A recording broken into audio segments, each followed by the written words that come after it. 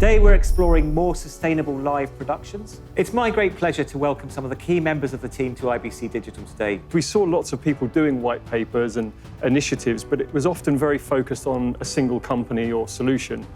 And we just felt that the problem was bigger than that. It needed an industry response. We can't do this by ourselves, so projects like this is really important, and it's actually really lovely to actually work together on this. We're all on sort of very similar lines here. You know, there's clearly a massive commitment from across the broadcasters, and similarly, we've been sort of running strategies from sort of well before COVID across kind of trying to improve our workflows to reduce our footprint, particularly around travel and remote production. And we've all been kind of working on the whole remote production principles, and clearly what COVID did for us there was to rapidly accelerate our rollout of many of those.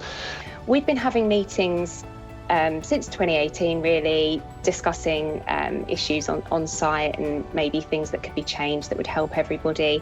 A lot of those early talks were with BAFTA because a common aim for the broadcasters was to have Albert certification for their Premier League coverage. We've been working with the industry to measure production emissions for 7 years now through our online tools, and it's amazing to have such high engagement from broadcasters and production companies. We then had lockdown, and what we've then seen really over the past 18 months is a coming together of those two ideas, the remote production ideas and the new technologies and the new ways of working. And that's what's fundamentally unlocked us to do what we've done as part of this sustainability project. What's interesting here is this is now moving the technology stack on from being a traditional broadcast infrastructure, hardware visual mixers, hardware switches and so on, into a software-defined world, and very predominantly a cloud-defined world. The headlines here that we can comfortably say is that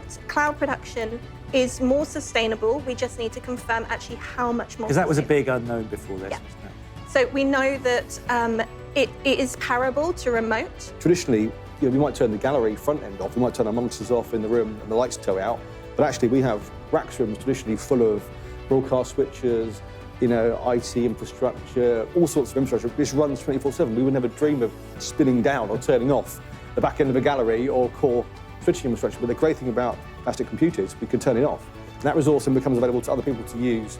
And so the sharings across the whole of this elastic solution actually is where we will find some interesting savings as well, which we get to quantify, but I think will be quite tangible. We know the questions to ask. We are all going to be asking those questions. Similarly to how we've asked OB facility providers, are they on renewable energy? What are they doing to be more sustainable? Now we're putting that onto the cloud providers as well and making sure that we can then choose appropriately. The positive thing is that people are all willing to work towards this common aim. Some of the clubs are doing amazing things on their own already. So it's just about making sure that we can facilitate the positive change that's required.